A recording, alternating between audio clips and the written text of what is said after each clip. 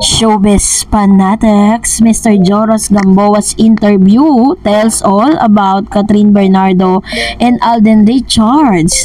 Narito na. But before that, if you haven't subscribed yet to my YouTube channel, please don't forget to like, share, and subscribe at hit mo na rin ang notification bell for more showbiz updates. Of course, bago tayo mag-umpisa sa ating updates for today's video, nais ko po muna magpasalamat sa lahat ng mga legit viewers, subscribers, at ang lahat ng mga legit na nagmamahal at sumusubaybay sa lahat ng ating mga updates. Maraming salamat po sa inyong panonood. Thank you so much! And for today's video ay pag-usapan natin isang interview ni Mr. Joros Gamboa sa PEP kung saan ay talagang napiga itong si Mr. Joros. But syempre bago yan ay meron tayong good news kasi inihahanda na po ngayon ang ilan sa mga interview ni Mr. Alden Richards about sa fact checking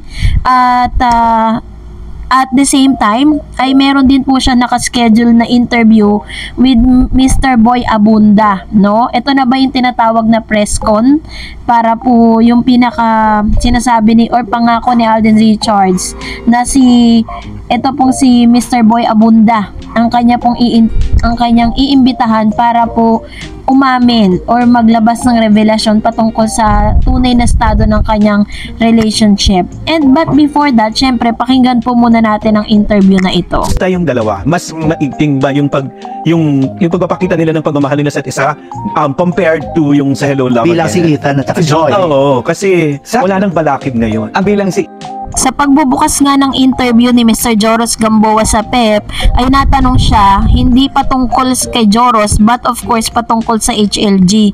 Ito po ang sagot. Ethan at si Joy. Kasi ano ba? Marunong mag-qualify. Okay, go.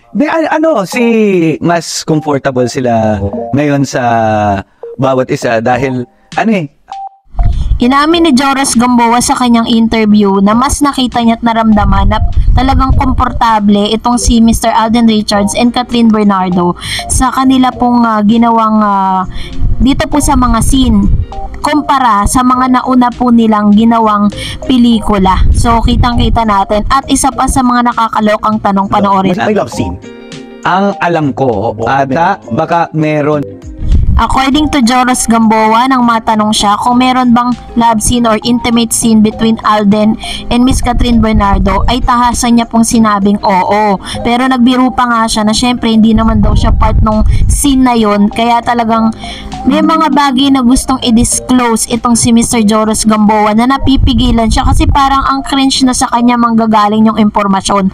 At ito pa, panoorin na. May pagkakaiba ba na ngayon si Catherine single na? Kumbaga mas komportable ba siyang gumawa ng mga eksena? Siguro yung given na yon dahil syempre before kapag in a relationship ka medyo meron lang limit, kumbaga mas civil lang kayo.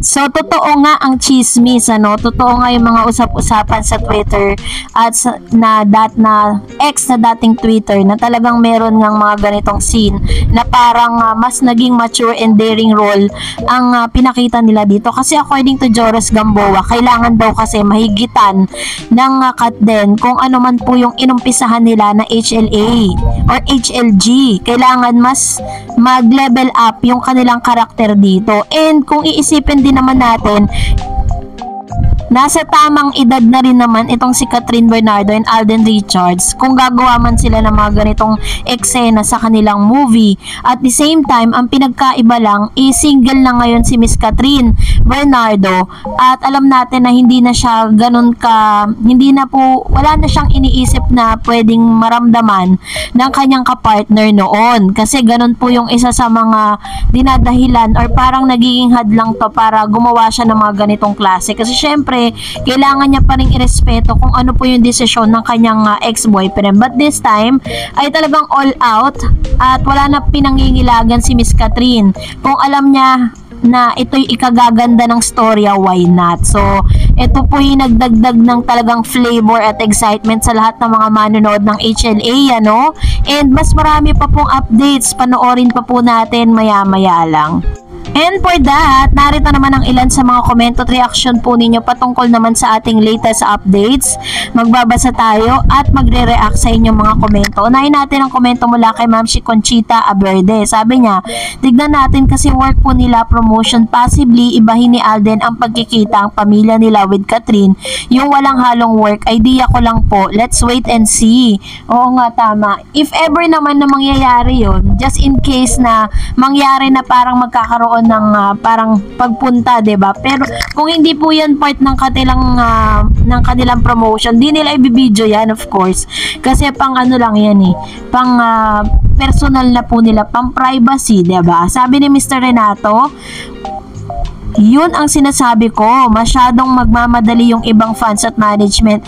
GMA sa TV rating ng PA, hindi naman ganun kadaling pantayan or higitan, apo lang araw. Hindi naman ganun kadaling pantayan or higitan ang Batang Quiapo. It takes time para makakuha ng mataas na TV rating.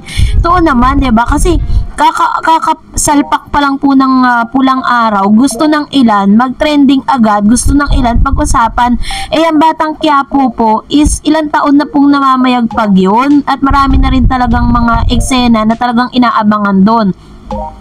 And sabi pa ni Ma'am si Virgie, hi Ma'am Dars, thank you so much for your updates. Wow, naway totoo yan. After tour nila sa first small show sa lugar ni Tisoy, ay naway ipakilala ni Mr. Alden si Miss Catherine sa family niya. So excited yan. Naway magkatotoo. Ay nako, na-imagine ko ang lola ni Mr. Alden. Parang halikan niya si Miss Catherine. Anyway, God bless everyone. Si Daniel ang pinakasikat. Pinapasikat siya ng mga fans niya sa Italy. Konti naman ang fans niya doon sa Italy. Parang pinakompetensya si Daniel kay Miss Catherine, kaya pinapaingay ang pangalan ni Daniel. Ayan, ito naman po yung kanyang komento patungkol dito, kasi nasa Italy po ngayon si DJ dahil siya po ay may taping po sila doon, and sinasabi na yun nga, medyo maingay yung pangalan ni Mr. Daniel Padilla ngayon. And this is really good kasi may sariling buhay din naman siya, may sarili rin naman siyang career, at mas maganda yun na patunayan niya na kaya niya mag-isa, kaya niya without the shadow of Miss Catherine Bernardo. Matagal-tagal na rin na panahon na parang lagi silang yung pinaka popularity, yung fame, talagang naghahati sa dalawa dahil sa kanilang dalawa. This time, mas maganda yun, healthy competition. Sabi ni Miss Marites Ferrer, tama na, posible po kasing malapit lang ang bahay ni Tisoy. Pwede ding bago mag-mall tour sila, punta muna sila sa bahay ni Tisoy, or pagkatapos ng mall tour, pwede naman magpahinga muna sila bago sa ganap. Yan, ito naman po yung kanyang komento. Sabi naman ni guest person, ang tanging hiling ni Lola Linda ni Alden ay makapag-asawa na, at ang pagkakaalam ko, correct me if I'm wrong, wala pa ata kasi isang apo ang lola ni Alden, kasi si Alden ata ang panganay, tapos wala pang asawa sa magkakapatid si Alden, at ang isang gusto ng lola ni Alden ay magkaapo na. If I'm not mistaken, medyo may katandaan na rin ang lola ni Alden, nasa 70 plus na sigurado. Ang tanging hiling ni lola ni Alden ay magkaasawa at magkaapo kay Alden, which is sana si Catherine na ang tamang girl. Si Mr. Alden po kasi meron po siyang kapatid na lalaki na nasa US, and I think meron po siyang may anak na po, may family na rin po siya doon sa ibang bansa. Yun po yung parang may apo si Mr. Paul Carson doon. So yun po yung kanilang first apo, no, doon po sa ibang bansa. So I think nasa right age na rin naman si Alden Richards, and nasa tamang edad, nasa tamang pagkakataon na rin po siya. Pero yun nga, parang sobrang parang ang focus talaga ni Alden Richards ngayon magpayaman talaga eh. And of course, sabi ni Miss Resavas, thanks Ma'am Dars for all the exciting updates about Kat and Alden. And sabi ni Ma'am si Helen Pacquiao, wow, sana totoo na yan, malapit na Kat din. And sabi ni Marco Aaron Gonzalez, Kat din, heart. Ito naman yung kanyang komento patungkol sa bagay na ito, no. So yun nga, very exciting na, kasi papalapit yung movie, and I know na lahat po kayo may tickets na. And that's it for today. Well, kung nagustuhan mo ang video na ito, huwag mo kalimutang mag-like, mag-share, at mag-subscribe, at i-follow mo na rin ang aking Facebook page, Dareds TV. And also, I have my TikTok account, which is Dareds TV. Pwede nyo rin po akong i-follow doon. Thank you for watching, guys. God bless everyone!